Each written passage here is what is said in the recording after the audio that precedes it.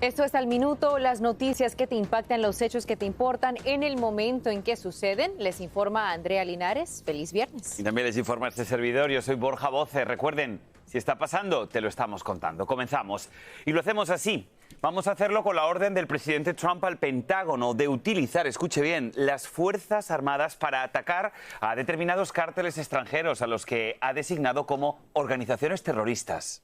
El diario The New York Times informó que Trump firmó la directiva en secreto y que ya empezaron a elaborar planes para accionar esta directiva. Desde Washington, D.C., la capital del país, Edwin Pitti nos amplía esta información. Edwin, muy buenas tardes. ¿Qué más se sabe sobre esta noticia a esta hora? Muy buenas tardes. Buenas tardes, Edwin. ¿Qué tal, Andrea y Borja? Muy buenas tardes. Me encuentro aquí en el Pentágono, donde precisamente ya poco a poco se ha empezado a trabajar para ejecutar esa orden que, según el diario The New York Times, el presidente Trump ha firmado en secreto para darle la directriz inmediata al ejército de los Estados Unidos a que pueda actuar de frente en contra de cárteles de la droga en América Latina. Esto, por supuesto, incluye a grupos como la MS-13, el Tren de Aragua y también el Cártel de los Soles en Venezuela. Esto, sin duda alguna, representa un cambio en la política de los Estados Unidos, ya que a pesar que desde un inicio el presidente Donald Trump había coqueteado con la idea de utilizar la milicia norteamericana para luchar en contra de los cárteles, él tenía claro el impacto no solamente político, sino también diplomático que habría con implementar este tipo de medidas, ya que, número uno, la Casa Blanca no cuenta con la aprobación del Congreso que es necesaria para este tipo de acciones, y tampoco se ha establecido un territorio de guerra per se para que él pueda llevar a cabo este plan. Mucha gente se pregunta si un miembro de la Fuerza Armada de los Estados Unidos le quita la vida a un miembro de un cártel. ¿Qué significaría eso? De acuerdo a una ley internacional, simplemente se trataría de un asesinato, y eso sería una violación directa a leyes internacionales y a leyes de guerra. Con respecto a las reacciones, ya por supuesto México ha reaccionado. La propia presidenta del país azteca, Claudia Sheinbaum, ha dicho que eso no significa que los Estados Unidos va a entrar a invadirlos. Vamos a escuchar parte de su mensaje. Cooperamos, colaboramos, pero no va a haber invasión. Eso está descartado, absolutamente descartado. Porque además de que lo hemos manifestado en todas las llamadas, de que no está permitido ni es parte de ningún acuerdo, ni mucho menos. El mundo está reaccionando a la noticia de que el Gabinete de Seguridad de Israel ha aprobado un plan para tomar el control de la Franja de Gaza. Y los familiares de los rehenes dicen que sería como abandonar a sus seres queridos, quienes aún se encuentran en manos del grupo terrorista Hamás. Mientras tanto, el vicepresidente de Estados Unidos, J.D. Vance, dice que Estados Unidos no reconocería la existencia de un Estado palestino. Pasamos directamente con Pedro Rojas, quien nos amplía esta información. Pedro, adelante con más. Muy buenas tardes.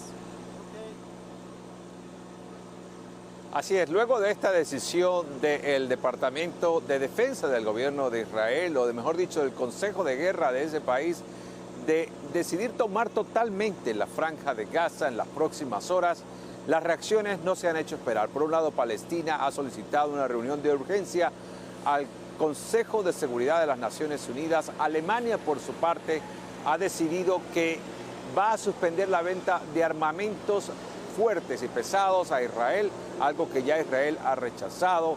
Y por otro lado, el primer ministro de Israel, Benjamín Netanyahu, ha justificado esta acción diciendo que se va a tratar de llevar a cabo esta acción militar de la manera más cautelosa posible para tratar de poder rescatar a los restantes rehenes israelíes que están todavía en posesión de Hamás, y también tratar de salvaguardar que no civiles sean afectados. Pero lo cierto es que múltiples críticos indican que lo que se puede generar en las próximas horas y en los próximos días es realmente un genocidio allí en la Franja de Gaza.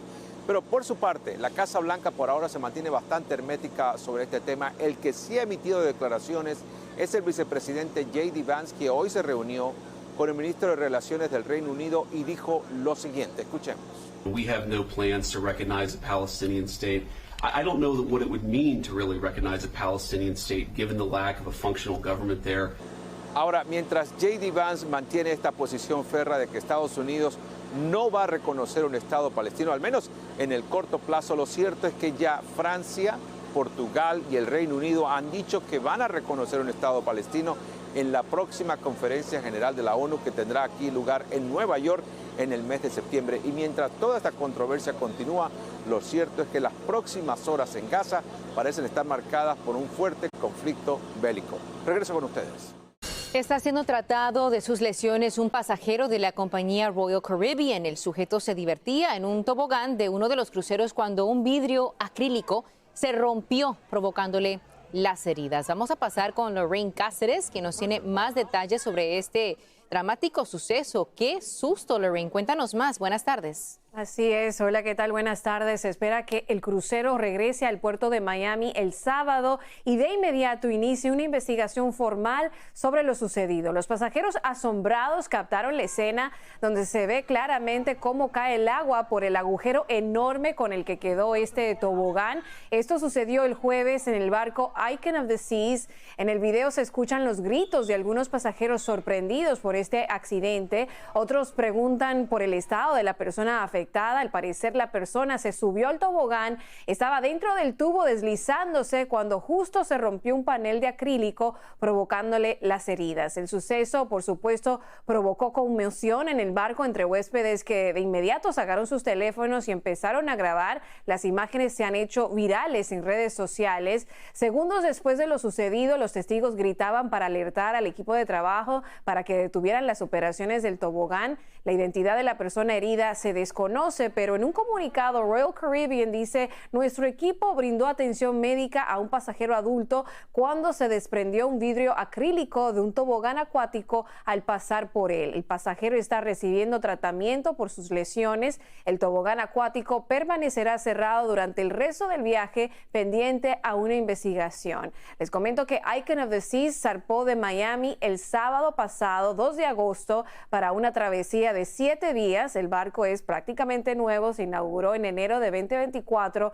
con capacidad para 5,600 pasajeros. La empresa Royal Caribbean informa que el pasajero lesionado se encuentra en condición estable, pero no han dado detalles sobre sus lesiones. Con esa información, regreso al estudio. Hoy, en una audiencia judicial en Los Ángeles, se podría decidir el futuro de un acuerdo de casi 3 décadas que ha garantizado durante todo este tiempo que los niños migrantes que se encuentran bajo custodia federal se encuentren en condiciones seguras e higiénicas. Se le conoce como el Acuerdo Flores y este también permite que las instalaciones que albergan a niños inmigrantes sean inspeccionadas por terceros para garantizar el cumplimiento.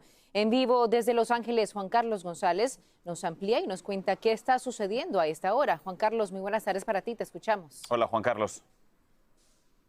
Hola, ¿qué tal? Gusto en saludarles. Bueno, pues aquí justamente detrás de mí se encuentra esta Corte Federal donde se lleva a cabo esta audiencia. Una audiencia muy importante ya que pues el Acuerdo Flores ha existido desde el año de 1997, es decir, ya lleva 28 años. Hoy se podría, por lo menos, no se sabe exactamente, según hemos platicado con algunos abogados, no se sabe exactamente qué es lo que va a pasar. Si hoy se pudiera tomar una decisión o si solamente pues se va a tomar los puntos de vista tanto del gobierno federal que quiere que se elimine este Acuerdo Flores, así como de las partes que quieren que se mantenga este acuerdo tan importante. Vamos a ir un poquito de historia.